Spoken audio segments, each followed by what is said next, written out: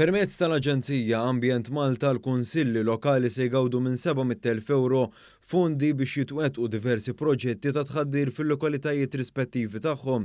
L-iskema Urban Greening se tinkludi it-twettiq ta' 11 il-proġett ambjentali li l-kol se jsebħu żoni fil-qalba tal-komunità.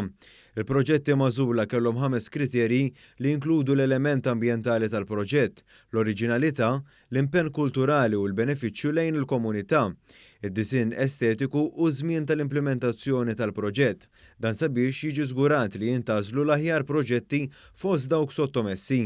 Il-kunsilli rispettivi ġew ippreżentati bil-ftehim mill-Ministru għall-Ambjent, l-Enerġija u l-Intrapriża Mirjam Dalli flimkien ma' Segretarju Parlamentari għall-Gvern Lokali Elisin Zeran Faċivelli. Fost il-lokalitajiet li mistennija jgawdu minn dawn il-proġetti hemm Għajnsilem, ir-Rabat, il-Ħamrun, Raħal Ġdid u Żejtun.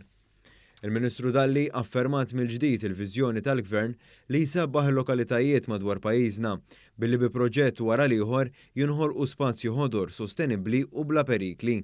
L-impenn tagħna huwa li nkomplu nsebbħu l-ambjent, inkluż ukoll l-ambjent urban. Għalhekk li qegħdin anki l-ħin kollu niddiskutu mal-kunsilli lokali għaliex huma l-persuni idoni biex jidentifikaw fil-lokalità tagħhom li huma dawk iż-żoni li forsi sal-lum għadhom kemm xejn abbandonati biex inkunu nistgħu niżviluppawhom fi spazji miftuħa għar-residenti tagħhom. Is-Segretarju Parlamentari responsabbli mill-Gvern Lokali, Elisin Zeran Faċivelli, qalet li proġetti ta' dan it-tip jenfasizzaw l-importanza ta' titjib fil-kwalità tal-ħajja u għalhekk l-importanza ta' aktar proġetti u skemi ambjentali li jinvestu direttament fil-livell lokali.